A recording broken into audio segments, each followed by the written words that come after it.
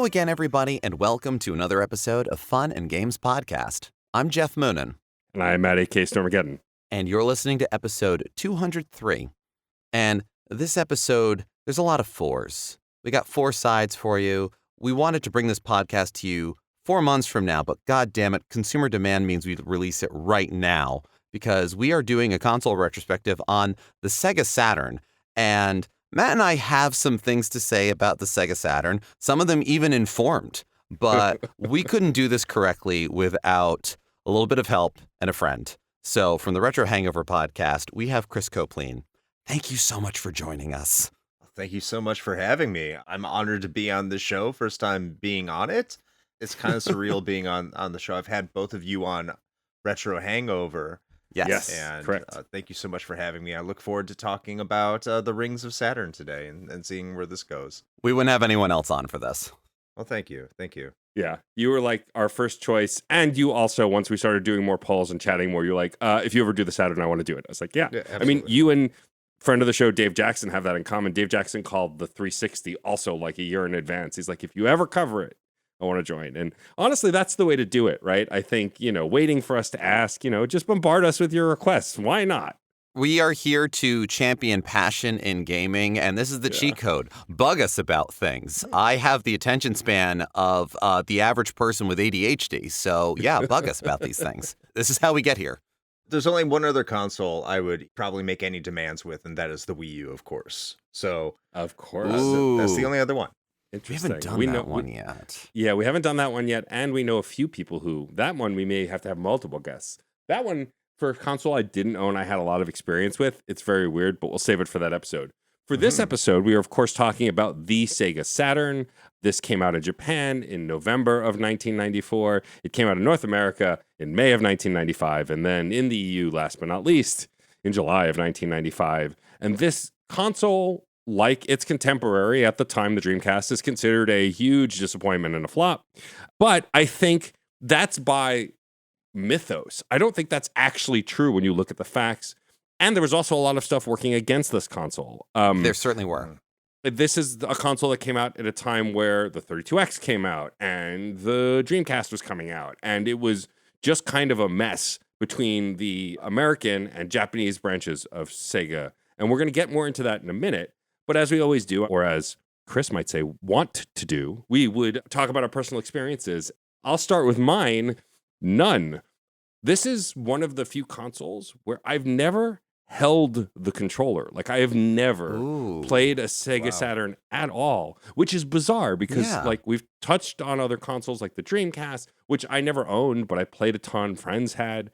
That said, maybe at a convention I played it in like a game room or something, but there's no like solid memory of ever holding the controller to this console. Something I'm realizing, and we'll talk about it more when we get to games, is I have played a lot of this library by dumbass accident because A, I had a PlayStation, and B, I was an arcade monkey, and this was the arcade console. So, like, I'll have a lot to talk about the games, none from personal experience on this console. That's my history. I don't have one with this console, which is a rarity. Jeff and I, as we've talked about, as we started doing these console retrospectives, have touched most stuff, but this is one of the elusive ones I never did. And Jeff, I know that you have played a Sega Saturn, but I can't recall if you actually owned one or had one at any point. I currently have one, actually. You do? Okay. Yes, I do. And that is a relatively recent acquisition of a friend clearing out their basement. But honestly, Matt, like, we've got to get some Sega Saturn Bomberman going on if that is like... Oh, yeah. Any convention has that set up, and we should. It's wild. But there was a friend of mine growing up who was, in much the same way that I'm allergic to cats, but most of my friends are cat people or cat owners. I didn't grow up with Sega consoles in my house except the Game Gear, but I had a lot of friends with Sega. One of my friends was such a believer in the Sega Saturn. Like, I'm pretty sure he got it day one. I was over at his house a lot because it was near school, and so we would hang out, and he always had, the good video games kind of thing, and that's how this shit goes. So I remember one of my favorite PS1 games is Mega Man X4. And I didn't have a Super NES, so Mega Man X4 was actually the first Mega Man X I got in my home for me to play. And it still holds great memories for me. The first while of playing Mega Man X4 was at his house on his Sega Saturn. playing Mega Man X4, playing Mega Man 8, playing Nights into Dreams, playing Christmas Nights, the sampler, and a bunch of these other games. And a lot of them were like, he's playing, we're watching, while we also play handheld games and other shit. But it was this weird mythos thing that even at that point, I remember the PlayStation having such a juggernaut momentum to it. And in debates and arguments in the schoolyard about, what's better? What should you play? Console war shit was PlayStation and N64. The Saturn was just kind of the Zeppo of the whole thing. It's there and it's the conversation, but if you say they're your favorite, are you trying to prove something? But it is a very cool console and one that I have grown to have a great admiration for over the years, and I'm very happy to have one in my home now. I don't have a ton of games for it, but I've gotten one or two that I am absolutely tickled pink that they're in my collection now, and I'm looking forward to playing them more because I am terrible at Mr. Bones. Like, I don't care that I'm terrible at Mr. Bones. It's so cool. Saturn also in the past few years has gotten some interesting boosts and some community effort going on with it. I mean, there's been community effort going on with it for a while, but most of my experience was playing it at a friend's house, and then only recently has it come into my own. So, Chris, obviously, with the whole goddamn podcast dedicated to this, for those who don't know, though, what's your history with this console? Did you own it when it came out? Is it something you came to later that you wanted to explore? Like, talk about your origins with this console as well. Interestingly, no, I didn't have this system when it came out. In fact, I didn't even know it came out. I don't know how much we're going to get into the history here, but one of the things I noticed about Sega at the time that the Saturn came out is they seemed way more focused on getting the 32X out there in the video game zeitgeist and advertising that, continuing to push the Sega Genesis because, of course, it was a success in North America, and it was a success everywhere other than Japan, and they were very content on continuing that success moving forward. But I don't remember anything about the Saturn when it came out, to be honest with you. Like, almost absolutely nothing. I came across it, and it wasn't necessarily myself. And I need to preface this.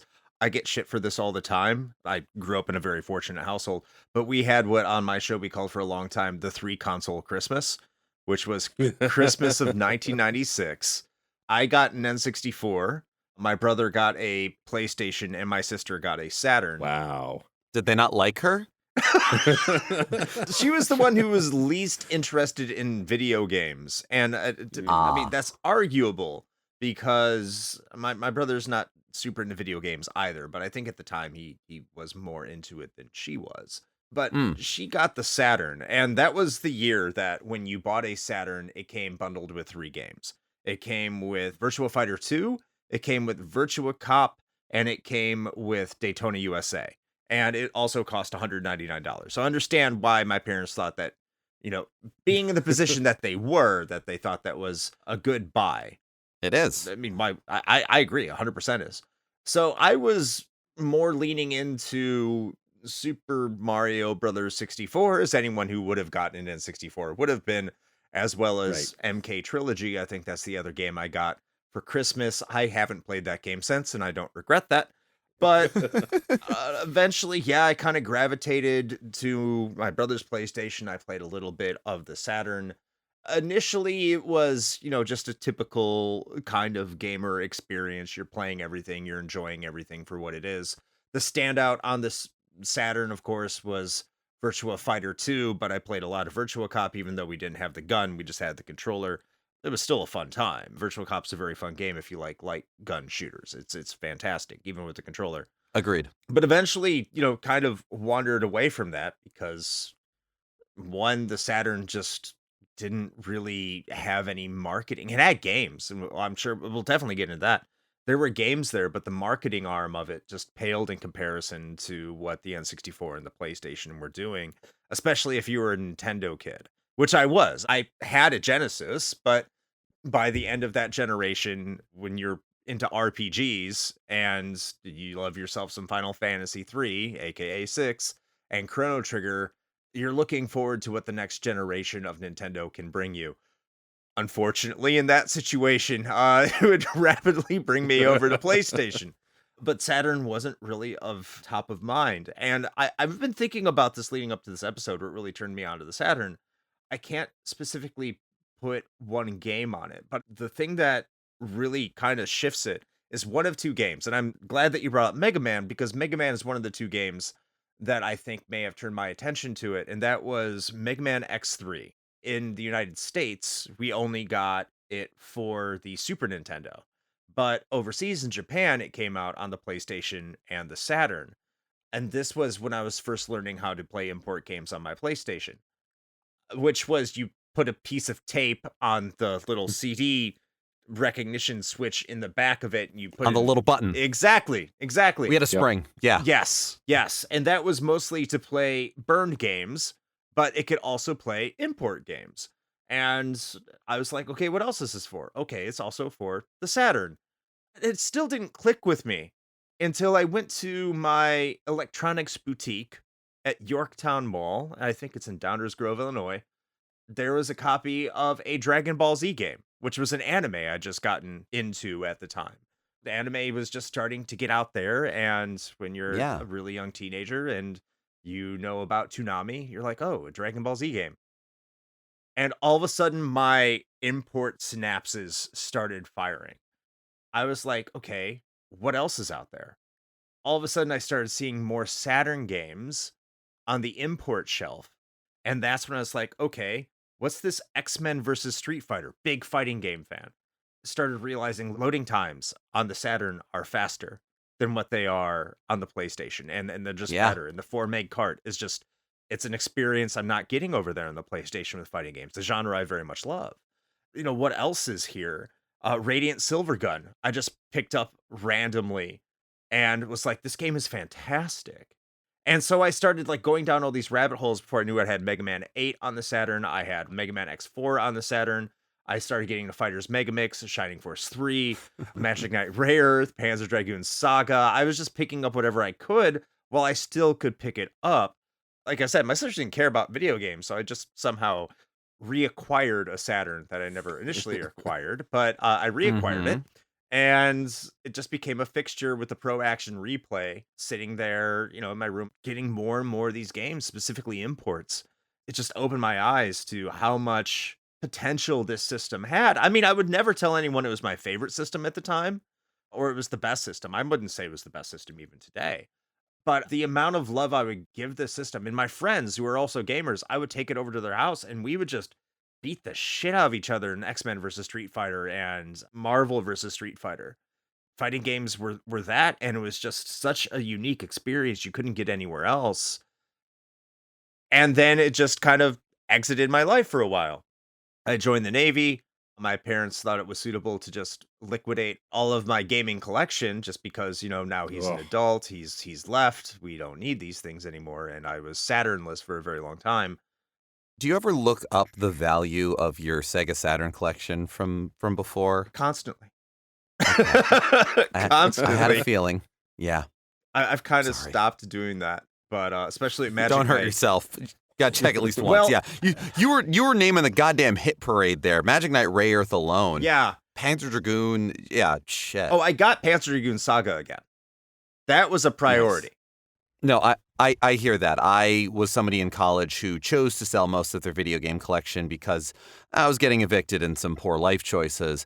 And yeah, getting some of those old games back, priority number one. Yes. I don't think I'm ever going to get Magic Knight Ray Earth again. I think that's for sure. Yeah. Yeah, that's got to be a gift or something, because who needs to drop $600 on that? $1,000 if you want it all in box. Yeah, no. Or whatever it is. Absolutely not. That's what optical disc emulators are for. That's why they exist. Exactly. I think it was 2012 or 2013. We finally paid off one of our cars. And I was like, I have a little bit of extra discretionary income. Fuck it, I'm going to get another Saturn. Like that, out of all the systems, I was not a retro gamer yet. I was much within the current systems, much like Matt. I was playing Mass Effect to death. I had just gotten through Dragon Age Origins, and like I was very much a modern gamer. And I don't know what struck me. It's like, I'm gonna get a Saturn. I bought it online. I think it was for $70, which is crazy nowadays. It's 2012. Yeah, and got Mortal Kombat 2 and Nights into Dreams with a 3D controller and all the hookups. Like, it was incredible, and the rest is history. It's just, I fell in love with the console again. and it reminded me just how much I loved it and how much I think a lot of people are missing out on it. And since then, I think a lot of the online retro gaming community has really caught up to the same sentiments. Yeah. I think one of the big things with the Sega Saturn as a historical era piece, what have you, is the fact that so many games are stuck on the Saturn, Yeah. as well as the fact that a lot of games that were ported to the Saturn or ported from the Saturn, they're truly unique to that version. And not just the very fun, like, oh, well, the Saturn version of Mega Man 8 has extra boss fights with, Gutman and Woodman. The fact that out of the 3 consoles, that magical Christmas you had there, the Sega Saturn was, if I recall correctly, the only one that actually could do proper sprite-based 2D graphics. The PlayStation and the N64 were doing sprite-based polygons flattened onto a surface. And so that played out differently, and which meant games that were developed for the Saturn move very different elsewhere, which is why X-Men Children of the Atom, X-Men vs. Street Fighter, those Sega arcade board 2D games played brilliantly on the Saturn.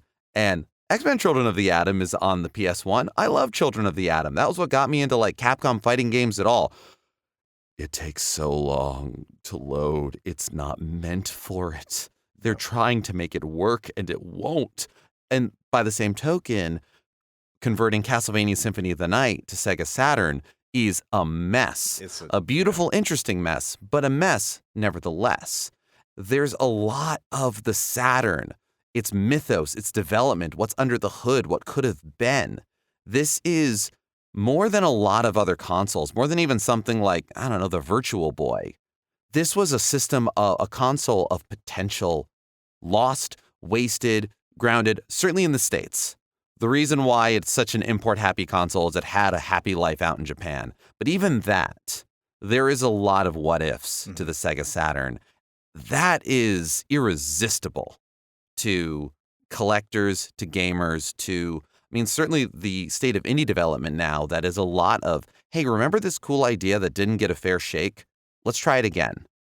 And something as big as a console, I don't know if we're necessarily getting that, but what was on the Saturn and what is the Saturn and what it represents, well, we can pick away at that for a while, and I think we should. Oh, definitely. I mean, I think part of it also is, we talked about this in our Dreamcast episode, and we've talked about it in some other episodes as well. The difference between being a failure financially and being a failure as a concept, they're very different things, right? And I think that one of the great things about retro gaming and, say, a neighborhood retro gaming podcast is that you can experience stuff that you've never experienced, or listen to someone relearn or re-educate themselves on things about gaming that have shifted over the years. All I've ever heard is that, like, the Dreamcast, the 32X, and the Sega Saturn were all basically failures of some level. That's true, probably financially, but as far as what they could do, what they could play, look, Knuckles Chaotix is a bad game, but it's still one of the best Sonic soundtracks, full stop.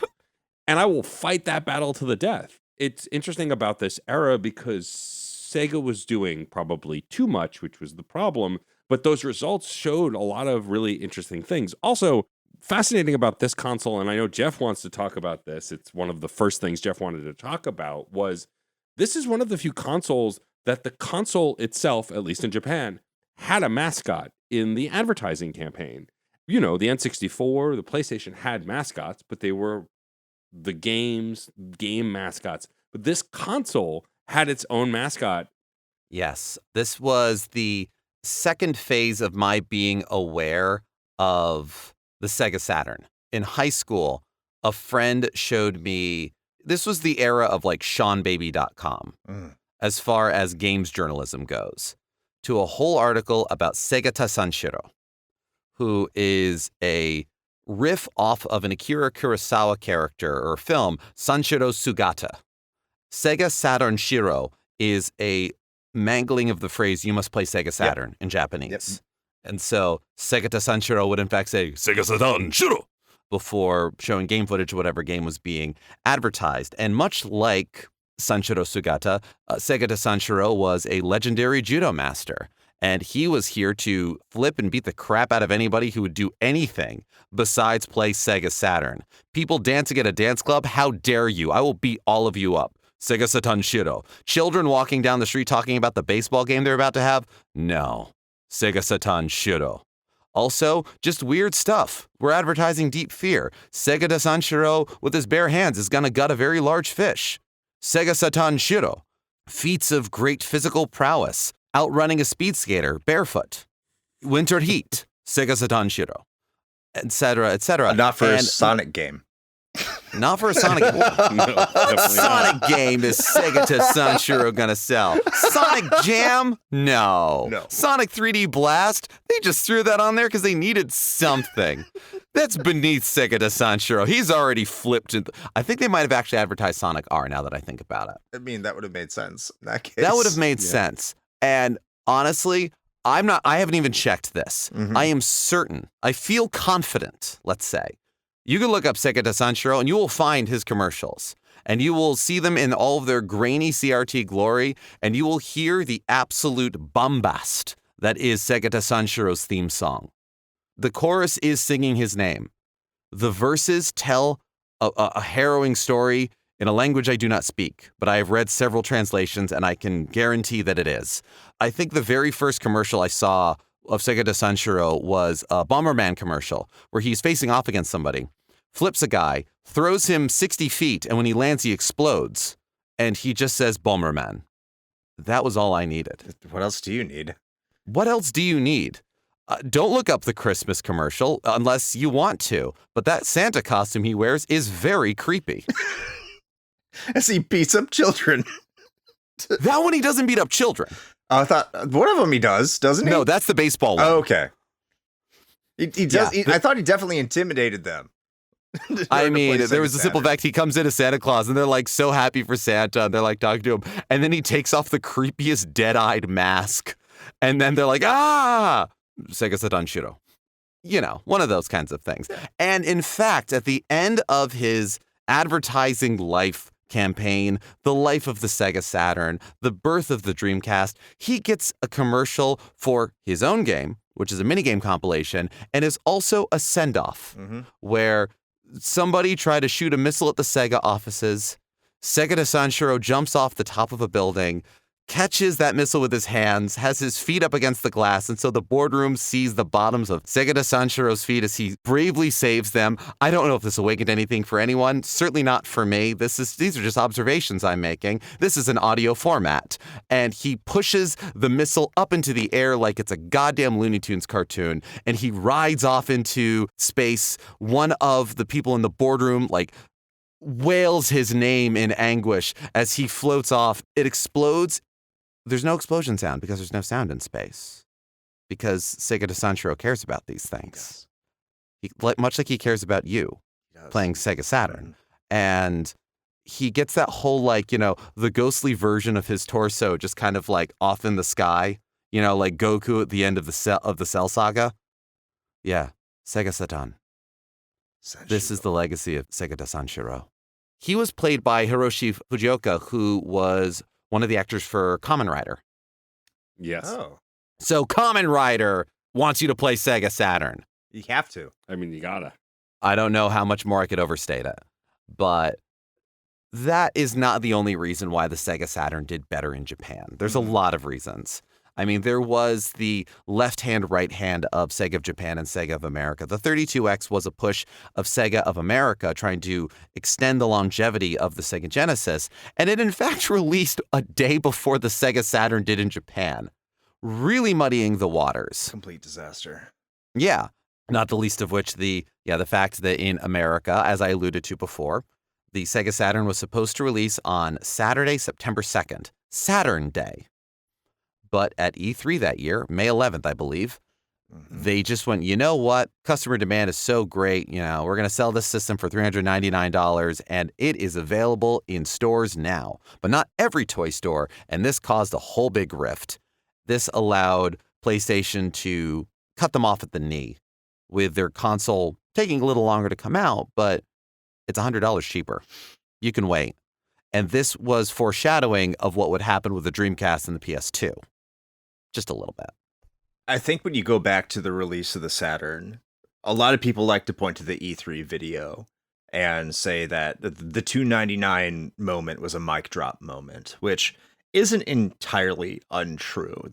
It's ET causing the video game crash of '83. It's not untrue, Yeah. but it's a piece. It's a piece. The biggest piece is that somehow Sega didn't learn from NEC. What I mean by that, if you go back to when you had the Genesis and the TurboGrafx-16 competing against each other, NEC had this brilliant idea that they were going to launch the console in specific markets with a set amount of units and just hope it sold. And say, oh, these are the major markets, we're going to do this, and this is just going to happen. But what happened is that it was in very specific markets, people couldn't find it, or people in those markets didn't necessarily want it. It's not a 1-to-1 for the Saturn because, people knew about Sega. Sega's a household name. But you do have the 32X, which I do think was actually a request by Sega of Japan for America to push it because the Genesis was popular in the United States and they wanted to extend the life of the Genesis as long as they could. They wanted to milk it. I could get some things mixed up, but I think Sega of Japan did want the 32X to be out. But ultimately what happened is when they announced on May 11th, they only, at E3, said, hey, it's out now. They only released it in specific markets. So it wasn't nationwide in the United States. That's the first thing. And much like, this was something that happened with the TurboGrafx-16 with NEC as well. So if you're into games, if you're a Sega kid and you're looking forward to the Saturn, and let's say you're living in Kansas City, Missouri, you think you're getting a Saturn in your local market before August? Probably not.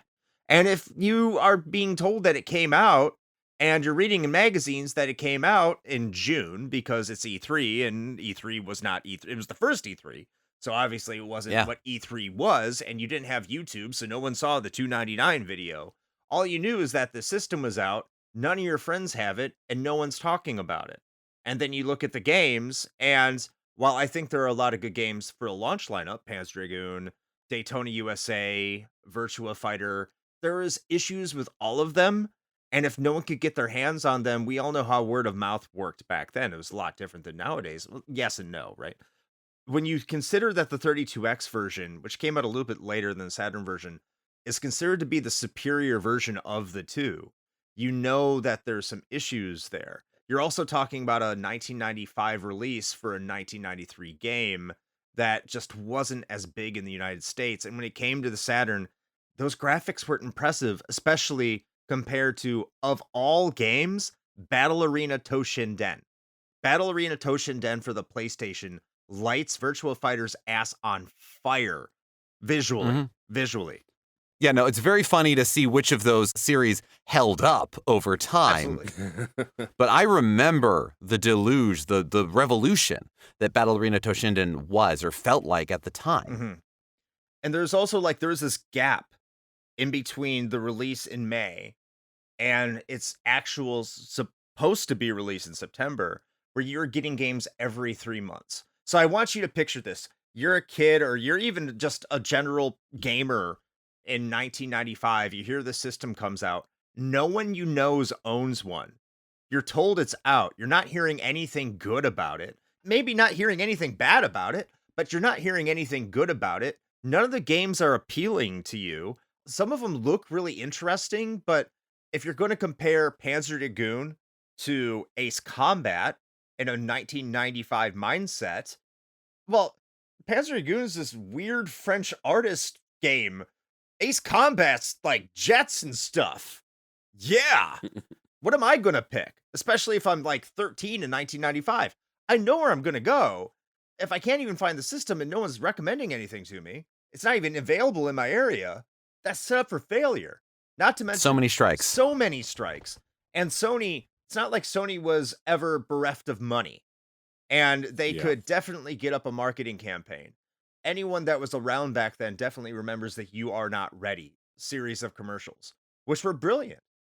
And I remember the one piece of Sega Saturn advertising that I recall from my youth and not from my work as an amateur historian and podcaster, etc., was the Nights into Dreams commercial that had just sort of a strange narration to things. Knights can do this. Knights can fly. I And, remember like this commercial, dropping a PlayStation off a tall building, first person slow motion. Fly, plaything. Fly. You are not ready. So even then, the most significant piece of Sega Saturn advertising that I remember from my youth was still built off of the advertising campaigns of Sony. Give credit where credit is due. Sony stole Sega's MO for advertising. Yeah. I mean, They straight yeah. lifted it. Look, if they had somebody in a Sonic mascot costume walking around yelling at Nintendo headquarters, they were having no trouble selling Sonic games in Sega Genesis. But who's to say? If they did that for the 32X, I don't know. Probably wouldn't have done much, No. but you don't know. We don't. And I still don't know what happened in Europe. I would love to talk to a European about their I want to talk to a group of Europeans about their perspectives, because I've talked to Stika, who's in Portugal. We've worked together on King of Games. Matt being on there as well. And Stika was like, it was phenomenal in Portugal. Like, it was the system to get in Portugal. But it didn't take off in England. So it didn't take off other places, because England is the market driver in Europe. In Europe, you're looking at a region where the Master System, in most regards, beat out the NES. The Mega Drive was over the Super Nintendo, and then it got to the Saturn, and it was just dropped. I want to know the full timeline of it. I point to Wipeout because of how they marketed it there. So, Sony in particular, how they would go to nightclubs and they would use the music that was attached with Wipeout that was popular in Europe, Europop, Eurotrash, whatever it's called, Eurobeat, and like they would just get a bunch of like Europeans on E, and they'd be like, play Wipeout and buy a PlayStation, and they're like, yeah, this You will take Red E. Not to mention, like, the Saturn version of Wipeout does not have that music. No. There you go. And I think a lot of the market research for the PlayStation was, yet again, they were going for an older demographic, a cooler demographic. And sort of that European club scene is, if not the direct who they're getting to, certainly is part of the big Venn diagram on it. So that makes perfect sense. Yeah, to my off the top of my head, unresearched thoughts on it, I would imagine, it was the PlayStation that was kind of the one taking over there. Certainly the fact that things like Final Fantasy VII was the first Final Fantasy to ever reach the EU. Yeah, the EU has been completely captured by PlayStation. I don't think there's a single generation where PlayStation wasn't the dominant console in some form or another. Even when the Xbox 360 was just dominating North America, Europe still didn't have SingStar. No, it didn't have SingStar. That's what it is. Exactly. Yeah. That's what it was. Well, it's funny talking about Honestly. games that games that it didn't have, though. I think that's a big elephant in the room, and all of the research and video essays I've watched like talks about the cancellation of Sonic Extreme. While this console had Sonic games, it didn't have a mainline Sonic game because Sonic 3D Blast, of course, doesn't count for literally anything. And I am someone who is charmed by the graphics in that game, and it's still a very bad game. It's okay. You wouldn't care as much as we care about it if it didn't have Sonic in it. Exactly. Right, correct. But it's one of those things where the interesting thing about the Sonic Extreme cancellation is a few things. First of all, every bit of footage I've seen of Sonic Extreme is like, this game wouldn't have been playable. Like the tunnel vision, the weird spinning, like it was clearly trying to riff on something very different. But also the fact that this console not having a Sonic game at launch is basically the same as if the N64 didn't launch with Mario 64 and never had a Mario 64, but still had Mario Kart, Mario Party, and whatever other Mario spin-off games. To that end, though, we even talked about in our Dreamcast episode, Sonic Adventure couldn't save the Dreamcast. It was the popular game, but it was also one of a handful of games that existed for the console at launch. It definitely did better, quote unquote, because they had that Sonic flagship title. This is speculation at this point. Would the Sega Saturn have done better if Sonic Extreme was a complete product that they could have sold with it? It's hard to say, but I mean, it definitely wouldn't have hurt it. Sonic at that time, I think I can safely say, was as big or even in some markets bigger than Mario. I would not argue against that. I don't know if it's correct, but I certainly have no argument against it. I think if the Sega Saturn had a more widespread release when it dropped, and had Sonic Extreme as a launch title, or somewhere in that first few months in a very Mario Odyssey kind of way, Yeah. I think we might have seen a different landscape. I don't know if it would have saved it. I don't know what it would have changed, but it would have gotten more consoles into more homes. It would have gotten more talk and more interest. And there again, like you pointed out, Chris, how communication was at the time and reporting, there's a lot of catch up that goes on. And so you actually do have kind of a few months to work on it. I remember getting gaming magazines, GamePro and whatever else, and reading Saturn reviews by the time it was early 1997. And it felt like they were harsher on the Sega Saturn games every single time. Well, Sega Saturn games didn't look as good in 3D, with certain exceptions. Yeah. And that's what people wanted. If you go back and you look at the reviews, infamously, this has been said over and over again, like just look at how Nightmare Creatures was compared to Castlevania Symphony of the Night in some publications at the time. Like anything that was 3D, anything that was pushing the boundaries of 3D was considered to be legitimate. Another example that comes to mind, there was a magazine I was doing as part of IO Saturnalia, the show I have, where they gave Battle Arena Toshinden was like either the same ranking or slightly higher than Chrono Trigger in their overall rankings in terms of how they rated the game.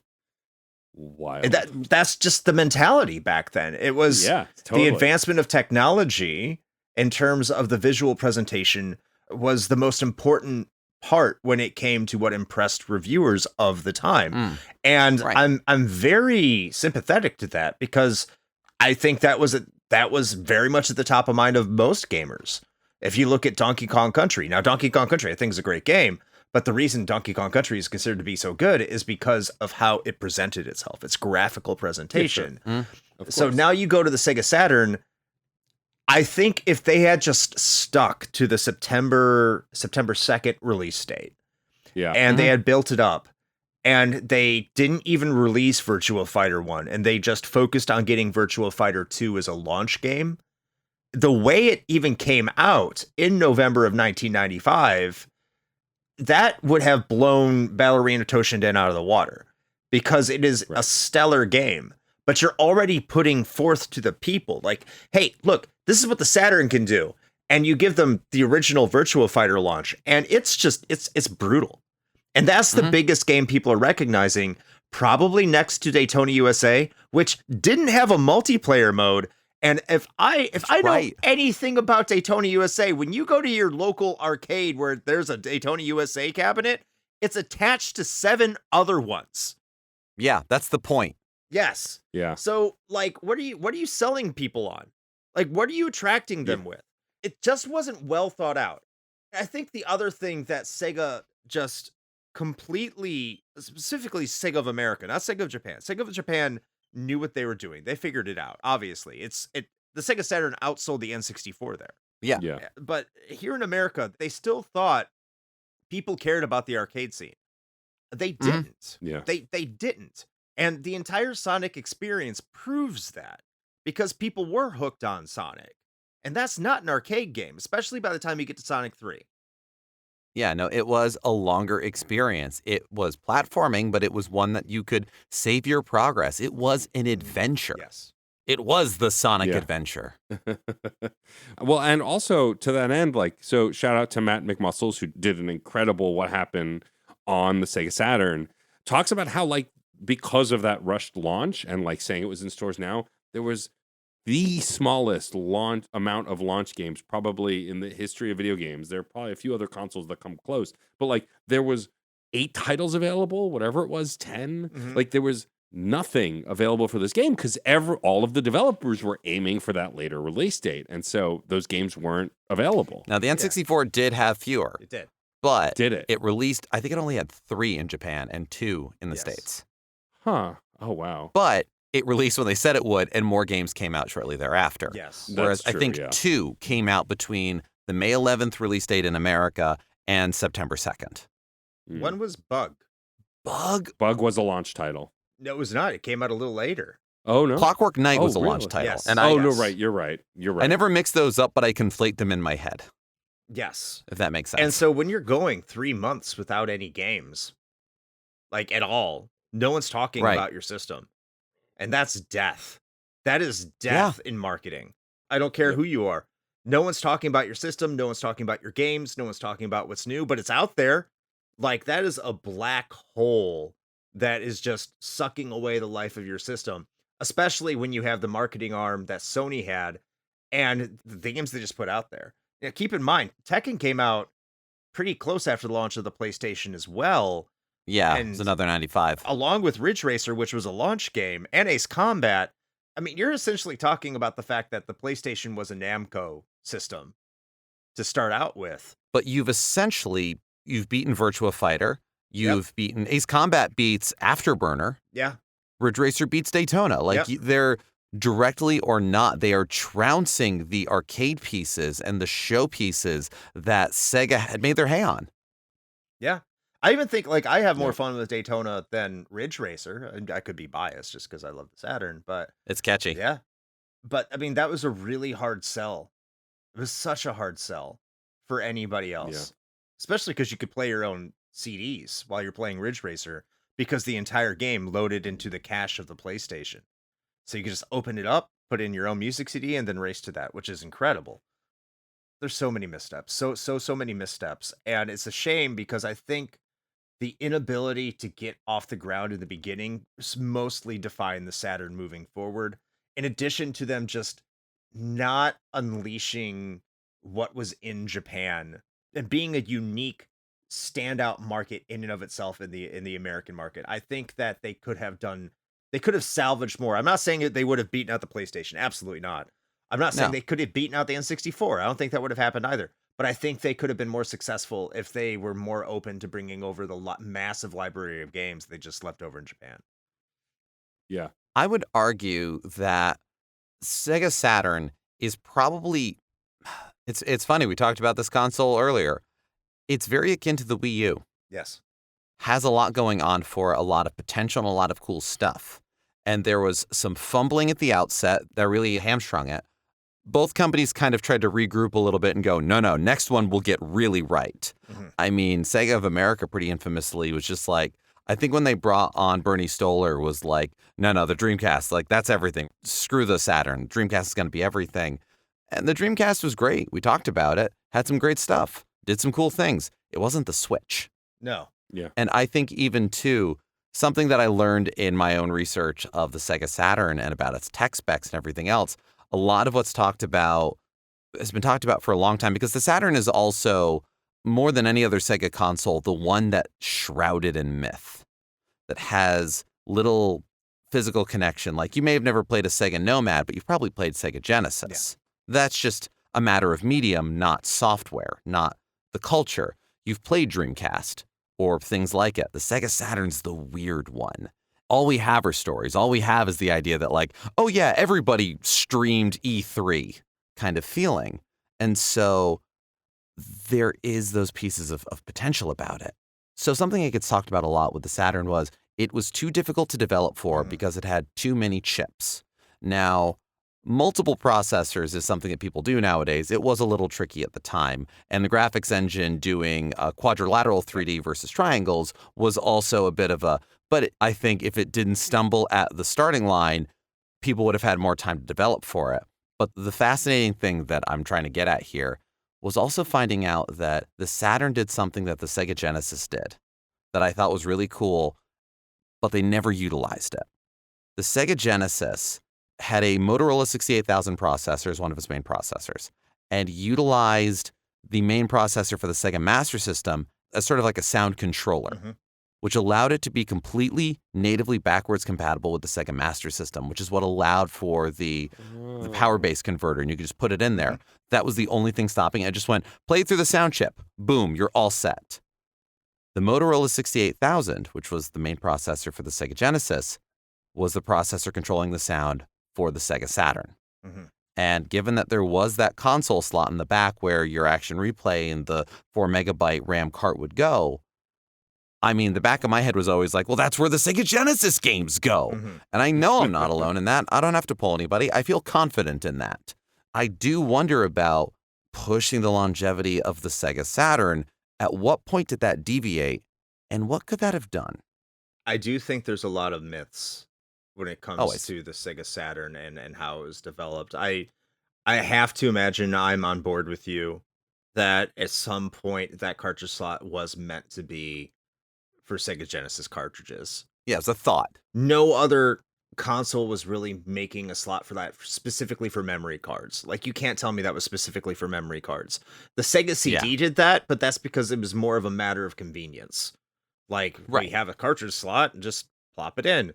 Even when you go back to the PC Engine, TurboGrafx 16, what have you, that used kind of like a flash memory battery backup that was contained within the CD system itself. Now, it had a memory bank, but the primary storage for memory was like battery backup.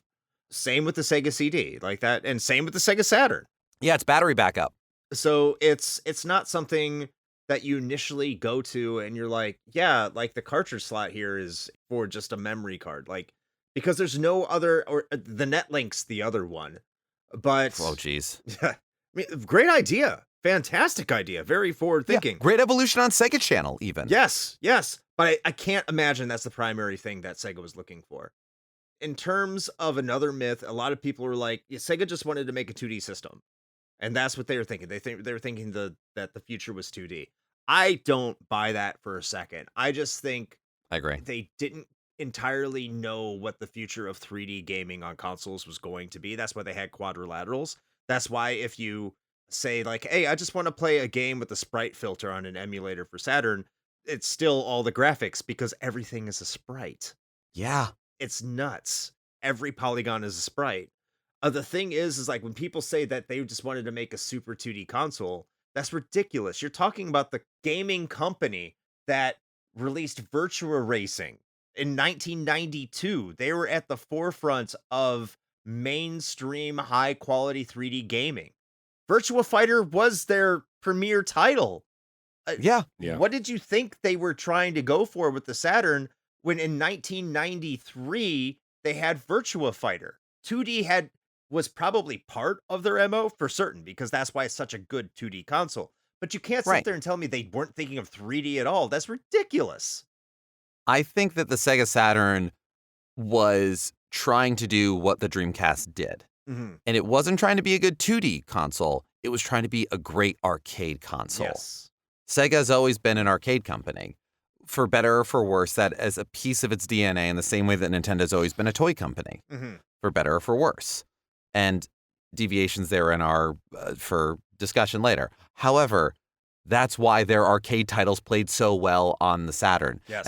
And a lot of those were sprite-based, so they built for that versus crafting the home PC experience or the beginnings of it, I suppose. And so you're absolutely right, Chris. This is a console that is shrouded in myth, so much bigger and so much smaller than it actually was and actually is, because of the stories told and the beliefs held through the lenses of when we learned them. Yes.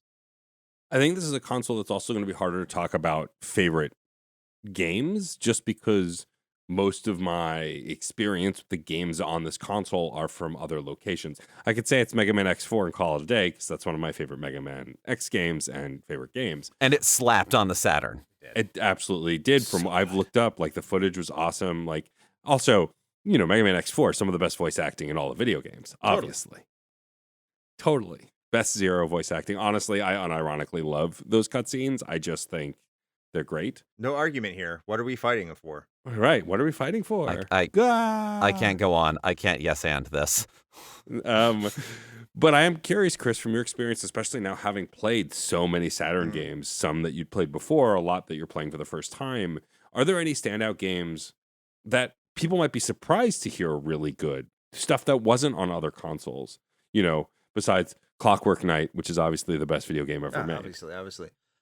I was quite blown away by Cyber Speedway, which is a very early release. I mean, it's not the best graphically. It has pretty crappy draw distance and everything. A lot of people will probably prefer Wipeout to it, but I think it controls a little bit better than that. The designs of the Cyber Sleds were designed, I'm probably going to get their name wrong. I think Sid Meier. Not Sid Meier. I can't get their name right, but it was a very prolific one. He did the same designs for a lot of big sci-fi series. Like, there's a lot of big names attached to it. The soundtrack in either version's fantastic, even though Sega made their own kind of alternative rock band in order to make the soundtrack for this game. And they also did it for another game, Gen War. To advance that conversation a little bit, Gen War is a fully 3D first-person shooter. I don't think it's that particularly great. It's okay, but it beats Quake to the punch on being a fully 3D first-person shooter. And many people consider Quake to be the first fully 3D first-person shooter. But Gen War came out first, and it came out on the Saturn.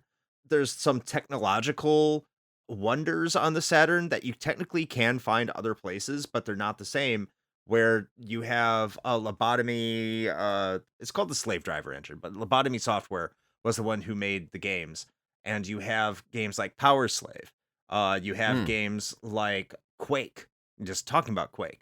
You have games like Duke Nukem 3D that just play fantastic on that system, have performed way better than they have any right to be on the Sega Saturn. And it's just because they're maximizing the output. Some other games that people should check out, definitely. Dragon Force gets a lot of big reviews. A lot of the games at the end of its life cycle, Shining Force 3 is fantastic. Burning Rangers shows you what they could possibly do with 3D when you had people who knew what they were doing.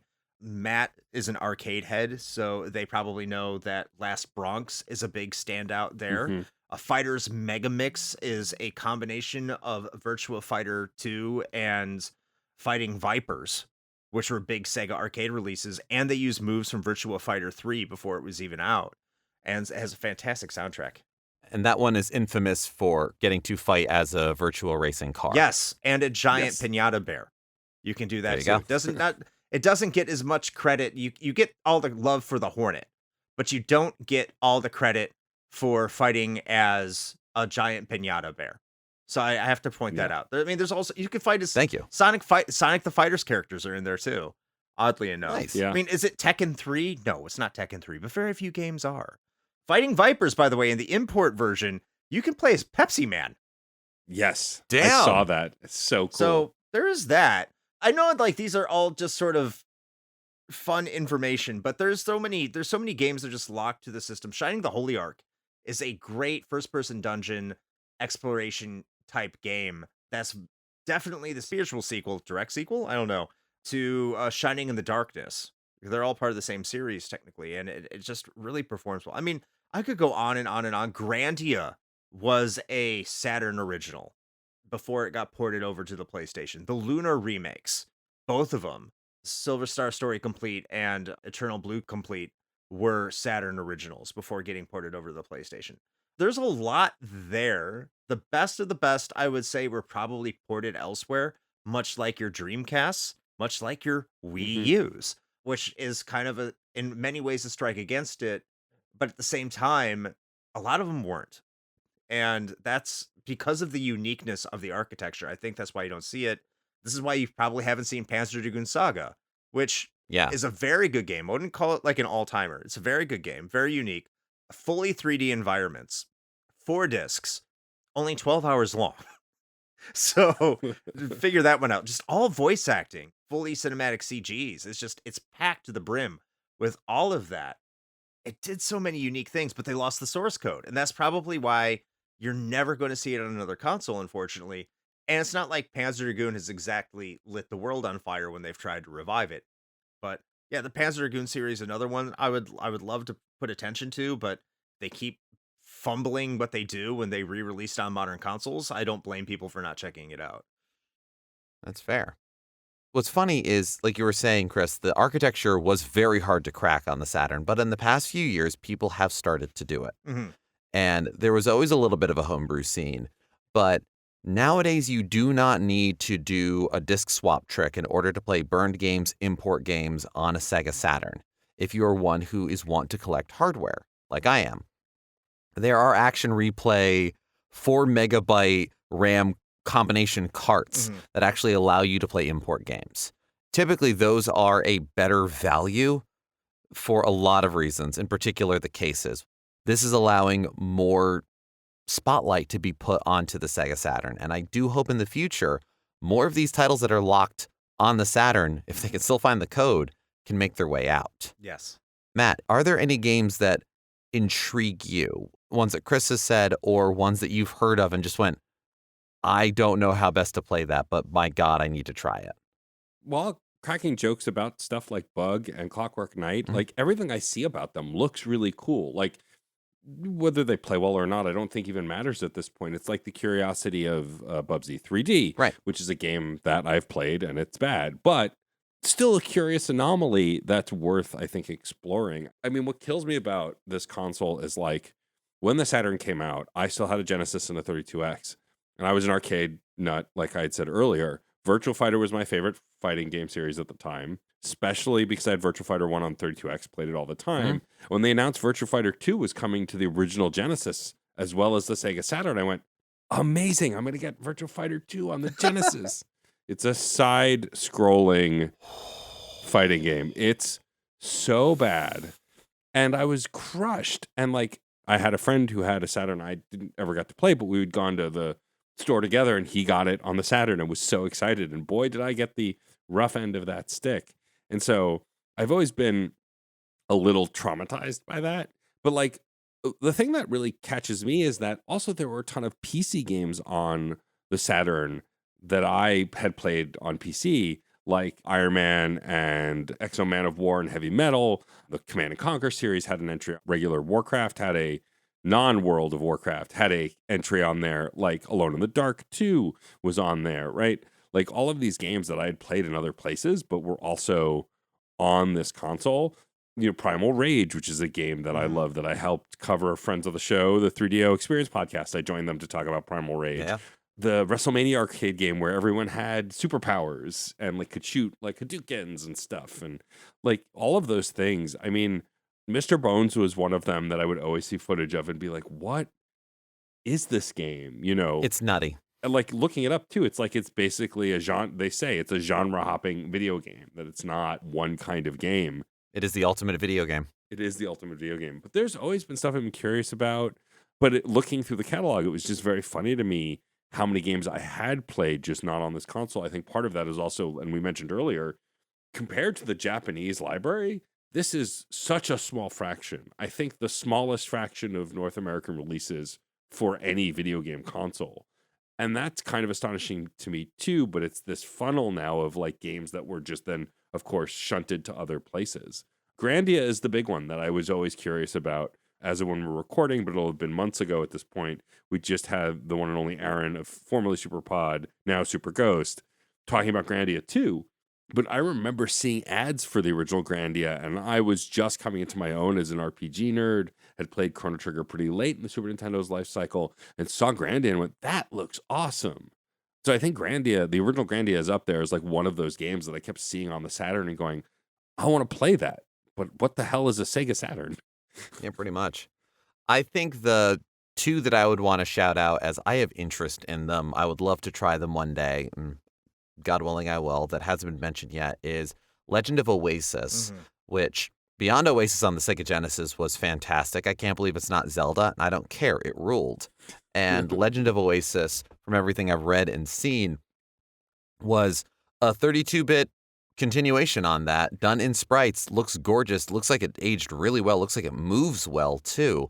It makes me think of my time playing Alundra on the PS1, which also had its own evolution on there, and I would love to compare the two. And this is absolutely I don't need to pick a favorite. It's just, holy shit, two Zelda likes. I'm doing great. And the other one, Scud the Disposable Assassin. Yeah. Sega Genesis had a bunch of cool comic book tie-in games. The X-Men games were so well beloved. It's such cool stuff. Sega Saturn, as far as Marvel fighting games, was incredible, as we've already discussed. And so that little bit of cool about things of an indie comic book, Scud the Disposable Assassin, for those who've heard of it. I was talking about this with a friend of mine before hopping on this recording. I'd mentioned this, and this was the friend who told me about Scud the Disposable Assassin back in college, who was like, that had a Saturn game? It had a video game at all? And there you go. And it was sort of an Earthworm Jim-ish Contra that had like first-person shoot-'em-up areas. And frankly, I'm just there for the attitude, and I would love to check it out. Much the same like you were talking about, Matt, where it doesn't necessarily need to be a good game. I just really want to experience it. Well, I mean, I think about all the games that have gotten a second life cycle, like I own on multiple platforms at this point, but have yet to start it, the Gex trilogy. Hmm. And those are games that I completely missed the first time through. But the first Gex was hugely popular and ran, from what I recall, really well on the Saturn, right? Wasn't the Saturn version one of the better versions? Am I misremembering? I think it was. I haven't played all I think it was. three together. Actually, the funny thing is the best version of that is the original version, which is the 3DO version.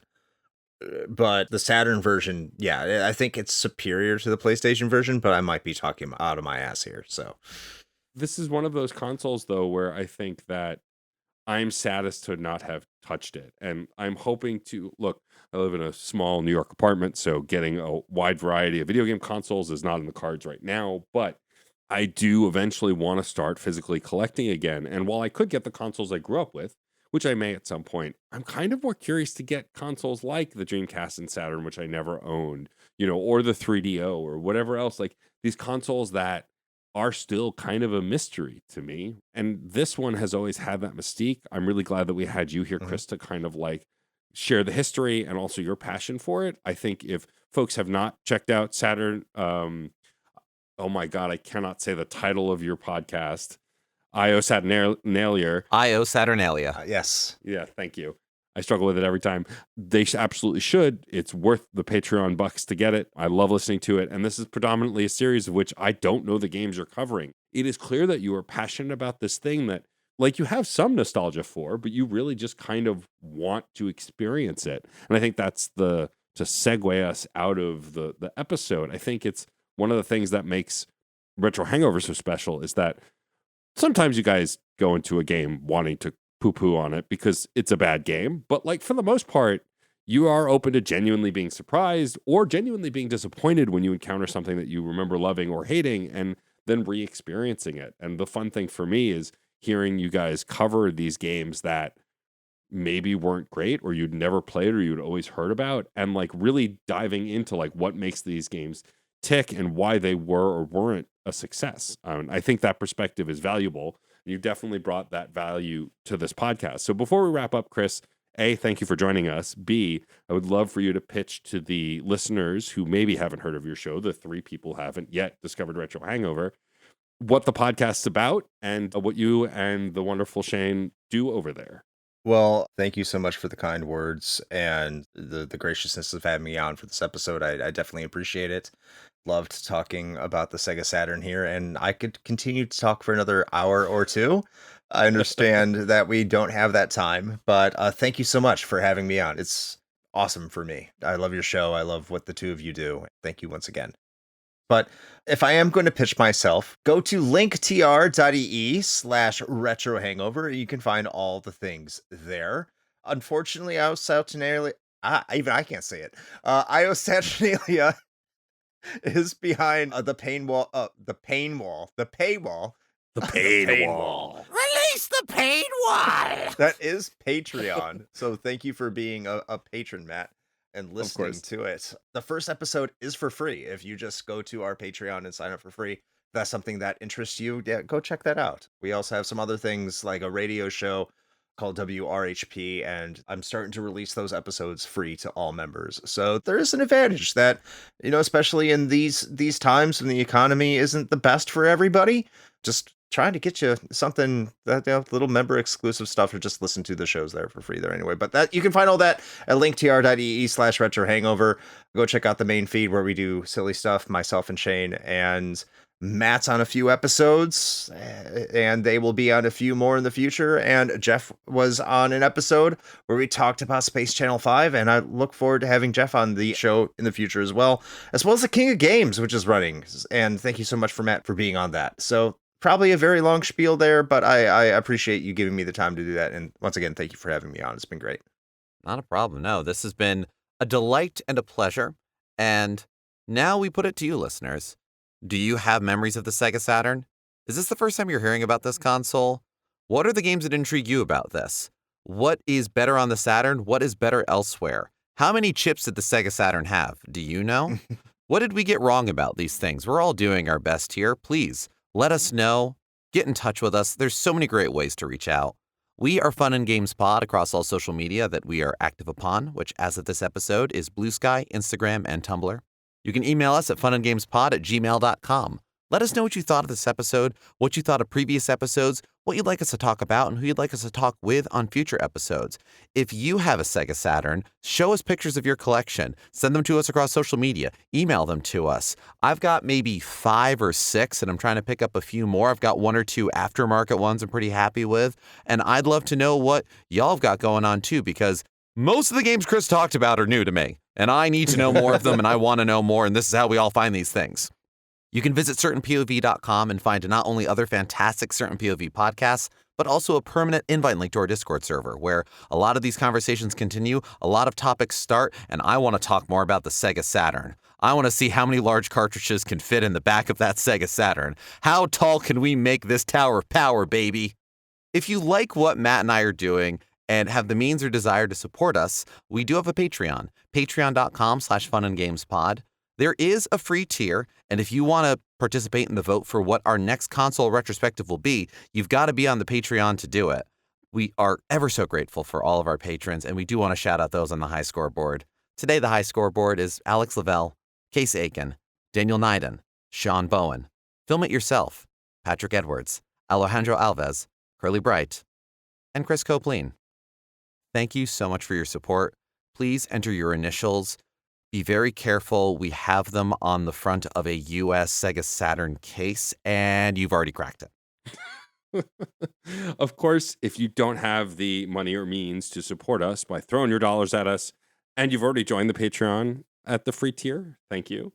But there are other free ways to support us as well. The best way is to go to your podcast platform of choice and rate or review the podcast. It helps us grow the audience, helps more folks find this wonderful podcast, and when they search their podcast platform for Sega Saturn retrospectives, we will get pushed up to the top of the list, and we really do appreciate that you do that.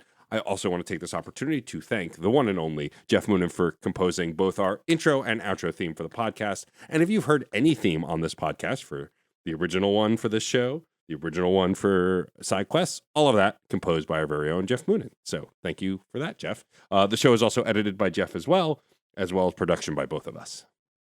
And whether this is your first time hearing about the Sega Saturn, whether you have a collection that will make all of us weep, or if this is your first episode of Fun and Games, thank you so much for being here. We couldn't do this without you. This is a conversation. Thank you for being a part of it. I'm Jeff Moonen. And I am Eddie K. Stormageddon. And happy gaming. Do you find yourself playing older games and wishing that there were new discussions about those games? Enter Tales from the Backlog. Hi, I'm Dave Jackson, and on each episode, I'm joined by a guest to break down those games that may be stuck in your ever-expanding backlog. Each episode looks at one game in depth, focusing on mechanics, story, music, and other aspects with no spoilers until a clearly marked spoiler wall in the middle. If you've played the game, go ahead and climb that spoiler wall and enjoy in-depth story discussions, and if not, jump out when we warn you and maybe go play that game for yourself. We have over 100 episodes in the feed, everything from Disco Elysium to Tunic to discussion episodes about how to get into horror games, and if games actually need to be fun, or if they have more to offer. I guarantee that there's something in there for everybody. Once again, that's Tales from the Backlog, available wherever your podcasts are found. CPOV. CertainPOV.com.